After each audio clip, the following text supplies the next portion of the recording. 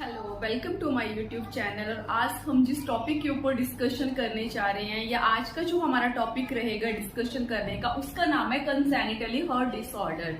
Congenital का क्या मतलब होता है स्टूडेंट, कि बचपन से ही जन्मजात से ही पाए जाने वाली डिसऑर्डर, उसको हम किस नाम से जानते हैं? कंजेनिटली। ठीक है, अब हम बात करते हैं कि जो कंजेनिटली हार्ट डिसऑर्डर्स होते हैं वो कितने टाइप के होते हैं। ठीक है, तो नॉर्मली ये 2 टाइप के होते हैं। एक तो होते हैं साइनोटिक हार्ट डिसऑर्डर, और सेकंड अगर हम बात करें, सेकंड टाइप की बात करें तो ए साइनोटिक हार्ट डिसऑर्डर। अगर साइनोटिक की हम नॉर्मली बात करें, अगर हम साइनोटिक की बात करें तो इसका मतलब क्या हुआ कि वो हार्ट डिसऑर्डर जिसमें साइनोसिस का प्रेजेंट होना, और ए साइनोटिक का मतलब कि जिसमें साइनोसिस का एब्सेंट होना। ठीक है, इन दोनों में इतना ही डिफरेंस है। अब हम बात करते हैं कि साइनोटिक और ए साइनोटिक के अंडर पाए जाने वाले डिसऑर्डर। साइनोटिक के अंडर 4 टाइप के डिसऑर्डर्स पाए जाते हैं। कौन कौन से? तो फर्स्टली पाया जाता है टेट्रोलॉजी ऑफ फैलेट, सेकंड देखने को मिलता है ट्रांसपोजिशन ऑफ ग्रेट आर्टरीज। और हमारी ग्रेट आर्टरीज कौन कौन सी होती है? तो एओर्टा और पल्मोनरी आर्टरी।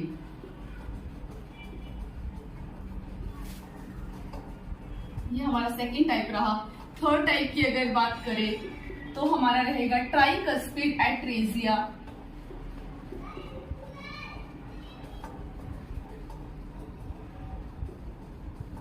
और फोर्थ अगर साइनोटिक डिसऑर्डर्स की बात करें तो फोर्थ टाइप हमारी रहेगी ट्रंकस आर्टरियोसिस। अब मैं स्टूडेंट आपको through the diagram of the heart बताऊंगी कि किस किस तरह से कौन कौन से डिसऑर्डर्स में कहां कहां पर प्रॉब्लम होती है। अगर टेट्रोलॉजी ऑफ फैलेट की बात करें तो इसमें से बनने वाला सबसे पहला और इम्पोर्टेंट क्वेश्चन कि टेट्रोलॉजी ऑफ फैलेट के अंडर कौन कौन से डिसऑर्डर्स आते हैं। तो स्टूडेंट इसके अंडर भी 4 टाइप के डिसऑर्डर्स देखने को मिलते हैं।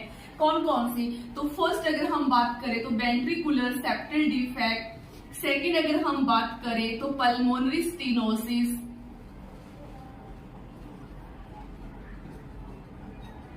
और थर्ड इसके अंडर पाए जाने वाला डिसऑर्डर राइट वेंट्रिकुलर हाइपरट्रॉफी,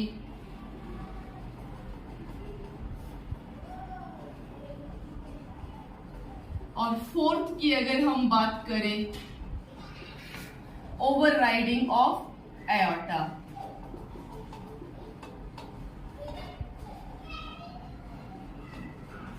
अब मैं टेट्रोलॉजी ऑफ फैलेट को सबसे पहले थ्रू द डायग्राम आपको बताऊंगी। अंडर ही हमारे साइनोटिक के अंडर कौन से देखेंगे अब हम?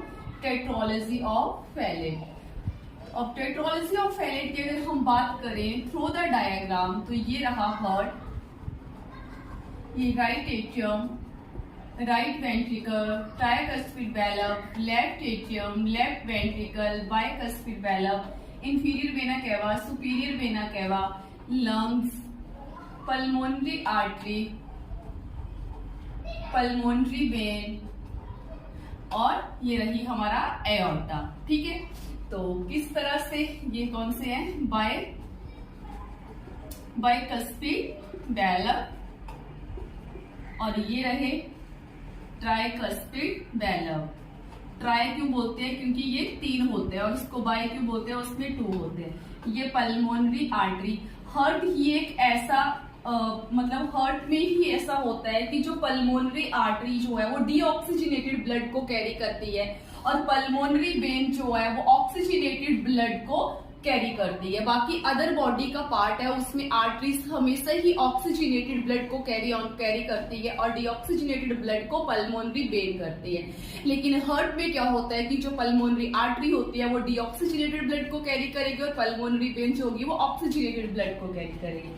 तो नॉर्मल अगर स्टूडेंट हम अडल्ट सर्कुलेशन के बारे में बात करें तो क्या होगा कि सुपीरियर वेना केवा और inferior vena cava, superior vena cava हमारे अपर बॉडी से और inferior vena cava lower body से डीऑक्सीजनेटेड ब्लड को लेकर आएगी और वो कहां पर डालेगी, राइट एट्रियम में। ठीक है, राइट एट्रियम से ब्लड जो है वो कहां पर आता है, राइट वेंट्रिकल में, थ्रू राइट वेंट्रिकल में। जब ट्राइकस्पिड वेल्व्स ओपन होंगे तो राइट वेंट्रिकल में आएगा। राइट वेंट्रिकल से ब्लड कहां पर जाता है, पल्मोनरी आर्टरी में जाता है। पल्मोनरी आर्टरी से ब्लड कहां जाएगा, लंग्स में जाएगा। लंग्स में ब्लड जो है वो क्या होगा, ऑक्सीजनेटेड होगा। ऑक्सीजनेटेड होने के बाद जो है वो लंग्स से ब्लड कहां पर आ जाएगा, लेफ्ट एट्रियम्स में आ जाएगा।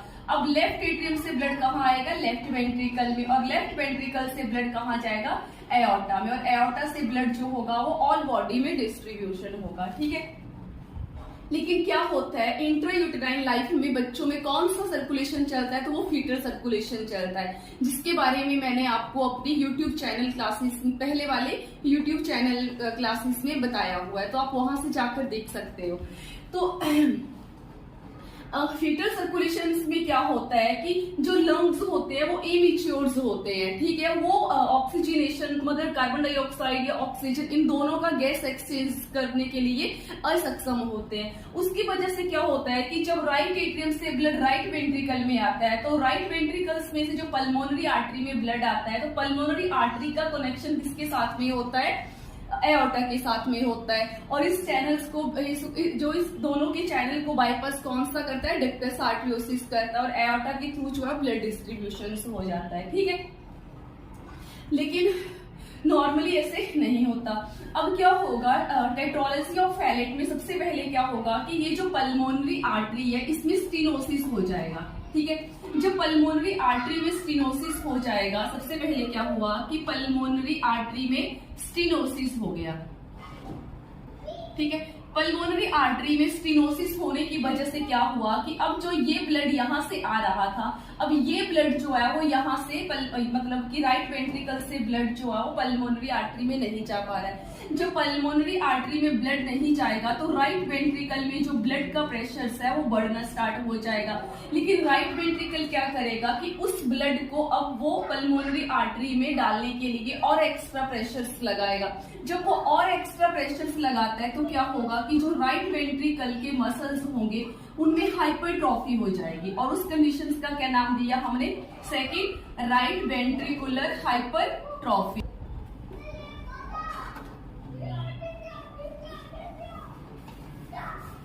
अब ये क्या हो गया, राइट वेंट्रिकुलर हाइपरट्रॉफी हो गई।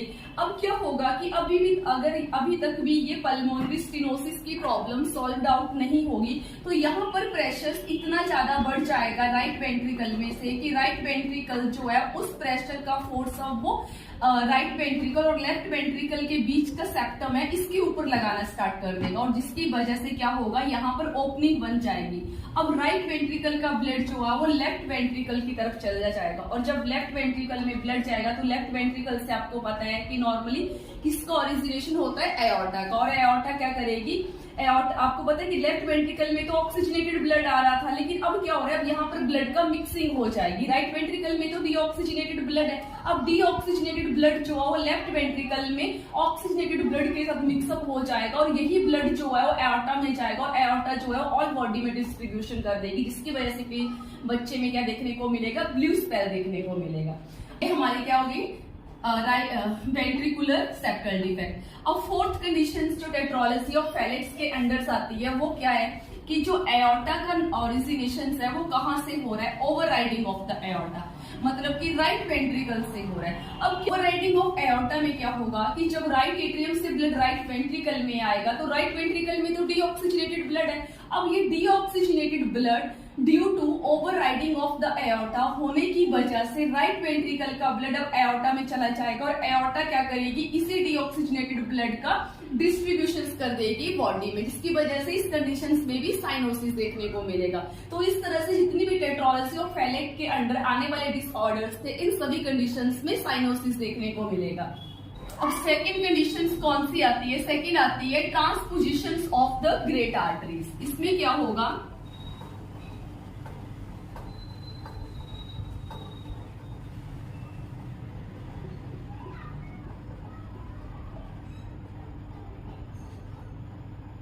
कंडीशंस में क्या होता है कि लेफ्ट वेंट्रिकल से किसका ओरिजिनेशन होता है, एओर्टा का। लेकिन इस ट्रांसपोजिशन ऑफ ग्रेट आर्टरीज में क्या होगा कि लेफ्ट वेंट्रिकल से क्या निकलेगी, लेफ्ट वेंट्रिकल से निकलेगी पल्मोनरी आर्टरी और राइट वेंट्रिकल से क्या निकलेगी, एओर्टा। अब थर्ड कंडीशन आती है tricuspid of atresia, right atrium, right ventricle, left atrium और लेफ्ट वेंट्रिकल। अब नॉर्मली तो यहाँ पर हमारे ट्राइकस्पिड वेल प्रेजेंट होते हैं और यहाँ पर बाइकस्पिड, लेकिन इस कंडीशंस में क्या होता है, ट्राइकस्पिड एट्रेसिया का मतलब क्या हुआ कि यहाँ पर राइट एट्रियम और राइट वेंट्रिकल इन दोनों में क्या होगा, इन दोनों के बीच में जो ट्राइकस्पिड वेल्व है वो एब्सेंट होगी और एब्सेंट होने की वजह से क्या होगा, राइट एट्रियम में ब्लड का प्रेशर बढ़ना शुरू हो जाएगा और जब यहाँ पर ब्लड का प्रेशर बढ़ जाएगा तो यहाँ का ब्लड जो है वो शिफ्ट होना स्टार्ट हो जाएगा कहाँ पर, लेफ्ट एट्रियम में। अब राइट एट्रियम का ब्लड जब लेफ्ट एट्रियम में जाएगा तो आपको पता ही है कि राइट एट्रियम का ब्लड तो डीऑक्सीजनेटेड है और जब ये लेफ्ट एट्रियम में ऑक्सीजनेटेड ब्लड के साथ मिक्सअप हो जाएगा तो वही ब्लड लेफ्ट वेंट्रिकल में आएगा और लेफ्ट वेंट्रिकल से एओर्टा में और एओर्टा ऑल बॉडी में डिस्ट्रीब्यूट कर देगी। तो इस कंडीशंस में भी पेशेंट्स में साइनोसिस होगा। क्यों होगा, क्योंकि राइट एट्रियम का ब्लड जो है वो लेफ्ट एट्रियम के साथ में मिक्सअप हो रहा है। क्यों हो रहा है, ड्यू टू इन दोनों के बीच में ओपनिंग बन जाने की वजह से। फोर्थ कंडीशन आती है इसमें ट्रंकस आर्ट्रियोसिस। ट्रंकस आर्ट्रियोसिस में क्या होता है, इसमें right atrium, right ventricle, left atrium और लेफ्ट वेंट्रिकल, ठीक है। अब यहाँ से क्या निकलती है हमारी पल्मोनरी आर्टरी, यहाँ से क्या निकलता है एओर्टा। लेकिन इस कंडीशंस में क्या होता है कि पल्मोनरी आर्टरी और एओर्टा का ओरिजिनेशन जो है वो एक ही जगह से होता है, जिसकी वजह से सारा का सारा ब्लड जो है वो मिक्सअप हो जाता है, ऑक्सीजनेटेड भी और डीऑक्सीजनेटेड भी, जो कि रिस्पॉन्सिबल होता है साइनोसिस के लिए। तो हम बात करते हैं एसाइनोटिक हार्ट डिजीज की। एसाइनोटिक हार्ट डिजीज की अगर हम बात करें तो इसमें कौन कौन सी डिजीज आती है, तो इसमें एक तो आती है हमारी पीडीए, सेकंड आती है हमारी एट्रियल सेप्टल डिफेक्ट और थर्ड आती है हमारी ventricular septal defect. Ventricular septal defect जो हम टेट्रोलॉजी ऑफ फैलेट के अंडर में पढ़ चुके हैं, अब हम पढ़ेंगे पीडीए और एट्रियल सेप्टल डिफेक्ट। अब देखो दोबारा से हार्ट,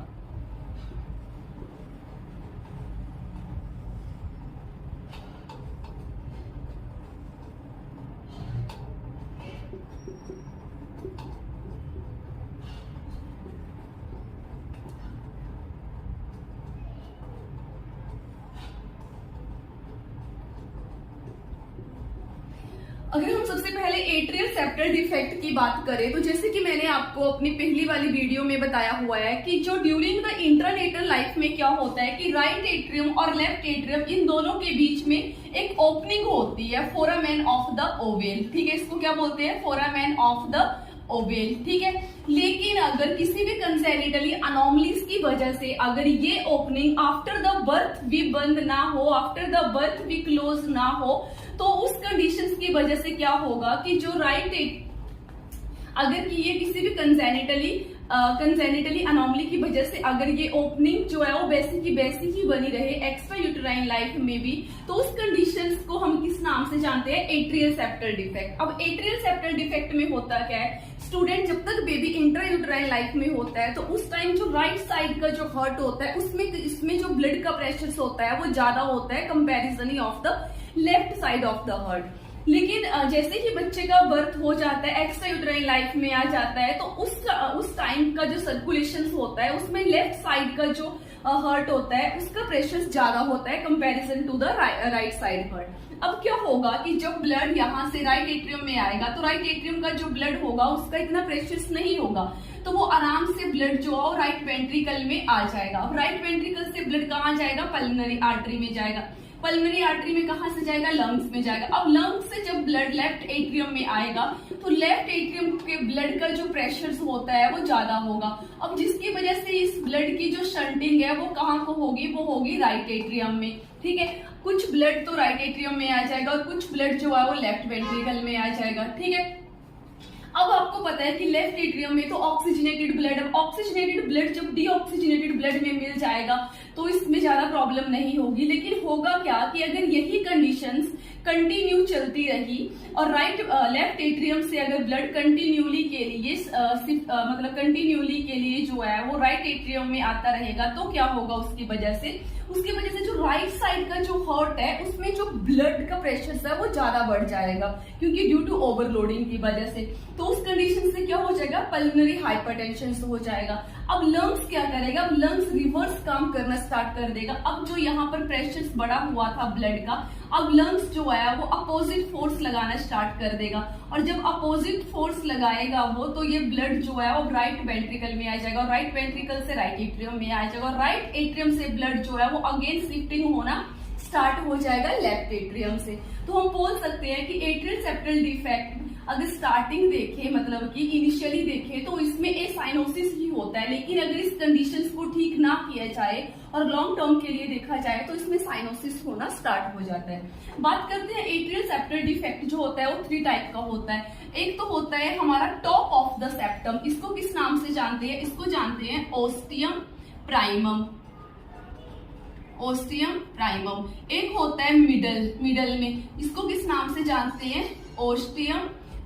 ओस्टियम विनोसिस, और यही मोस्ट कॉमन टाइप होती है एट्रियल सेप्टल डिफेक्ट की। वेरी वेरी इंपॉर्टेंट क्वेश्चंस, ठीक है।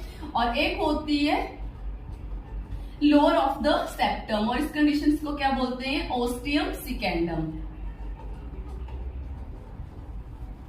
तो हम बात करते हैं सेकंड की PDA, patent ductus of आर्टरियोसिस। Patent ductus of आर्टरियोसिस में क्या होता है, जैसे कि मैंने आपको बताया हुआ है कि ड्यूरिंग द इंट्रायूटेराइन लाइफ क्या होता है कि जो हमारी ये पल्मोनरी आर्टरी यहाँ से निकलती है और यहाँ से हमारा एओर्टा निकला होता है, तो इन दोनों के बीच में कनेक्शन बना रहता है। क्यों, क्योंकि लंग्स जो होते हैं वो इमेच्योर होते हैं, तो जिसकी वजह से राइट वेंट्रिकल का ब्लड जो है वो एओर्टा में ही वापस आ जाता है सर्कुलेशन के लिए। लेकिन आफ्टर द इंट्रायूटेराइन लाइफ, या हम बोल सकते हैं कि एक्स्ट्रा यूटेराइन लाइफ में ये कनेक्शन जो है वो बंद हो जाता है, क्योंकि लंग्स जो होते हैं वो इन हो जाते हैं और इसका कनेक्शन जो है वो इसके साथ में चला जाता है। लेकिन ड्यू टू किसी भी कंजेनिटली अनोमलीज के लिए, या इसमें से बनने वाला important question, the most common congenitally anomalies responsible for the PDA, तो हमारा आंसर जाएगा रूबेला। कौन सा, रूबेला। अगर वुमेन को ड्यूरिंग इंट्रानेटल पीरियड्स में रूबेला हो गया हो, तो उसकी वजह से बच्चों में देखे जाने वाला कंजेनिटली अनोमलीज क्या होती है, पीडीए। तो इस कंडीशंस में ये कनेक्शन जो है वो आफ्टर बर्थ भी बना रहता है, जिसकी वजह से बच्चे का ब्लड सर्कुलेशन जो है वो दोबारा से राइट वेंट्रिकल से लेफ्ट वेंट्रिकल्स में होता है। तो हम बात करते हैं मैनेजमेंट की। मैनेजमेंट की अगर हम बात करें तो इसमें एक तो आती है हमारी मेडिकल मैनेजमेंट, और सेकेंड आती है हमारी सर्जिकल मैनेजमेंट।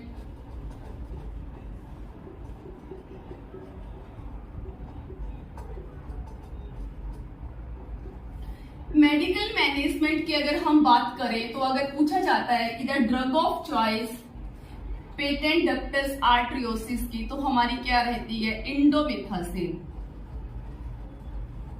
और second drug of the choice ibuprofen.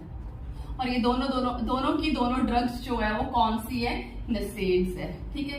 इसके अलावा पेशेंट्स को अगर साइनोटिक हार्ट डिजीज हो रही है तो उसमें पेशेंट्स को ऑक्सीजन दिया जाता है, मोर्फिन दिया जाता है चेस्ट पेन को रिलीव करने के लिए, ठीक है। अकॉर्डिंग टू सिम्टोमेटिकली जो है वो ट्रीटमेंट किया जाता है। और इसमें पूछे जाने वाला सबसे इंपॉर्टेंट क्वेश्चन एक तो ये बन गया, सेकंड ये, थर्ड ये, और फोर्थ इंपॉर्टेंट क्वेश्चंस की कौन सी पोजीशंस प्रोवाइड की जाती है बच्चे को, तो स्क्वेटिंग पोजीशंस प्रोवाइड की जाती है, ठीक है। इसका डायग्राम के थ्रू भी क्वेश्चंस आता है और ऐसे भी पूछा जाता है। बात करते हैं surgically management, very very important. इसके अंडर किए जाने वाले प्रोसीजर, तो इसके अंडर एक तो किया जाता है पॉट प्रोसीजर,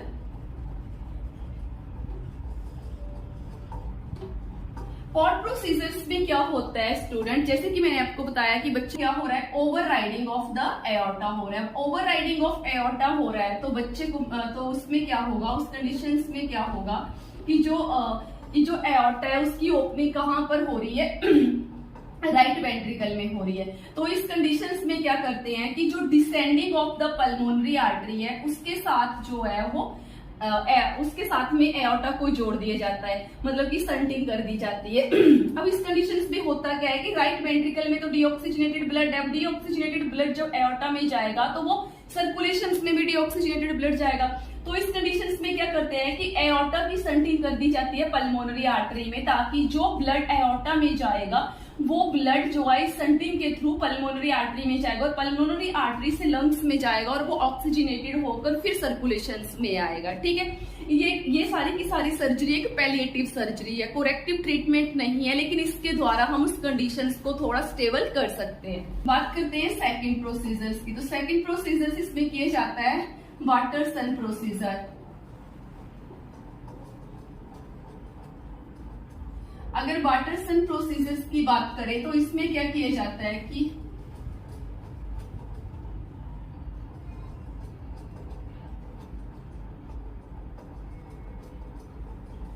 इसमें क्या करेंगे स्टूडेंट, जैसे कि मान लिया कि पल्मोनरी स्टेनोसिस हुआ है। ठीक है, अब पल्मोनरी स्टेनोसिस हुआ है तो यहां से पल्मोनरी स्टेनोसिस हुआ है। ठीक है, अब पल्मोनरी स्टेनोसिस होने की वजह से क्या हो रहा है कि राइट वेंट्रिकल में जो प्रेशर है वो बढ़ जा रहा है। ठीक है, due to obstruction of the pulmonary artery.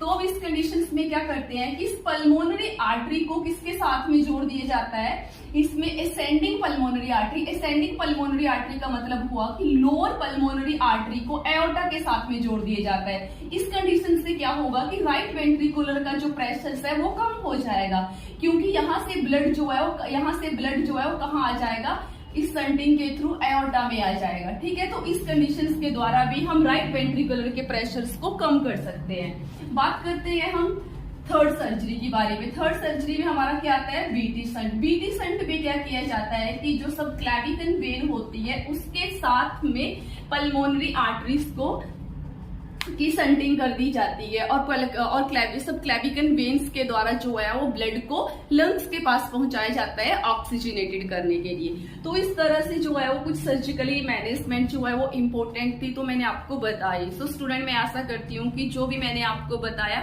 वो नॉलेज आपके लिए वैल्यूएबल हो। और अगर आपको मेरी वीडियो अच्छी लगे तो प्लीज लाइक, शेयर और सब्सक्राइब करें। मैं डेली आपको एक नई वीडियो के साथ में मिलूंगी। Thank you.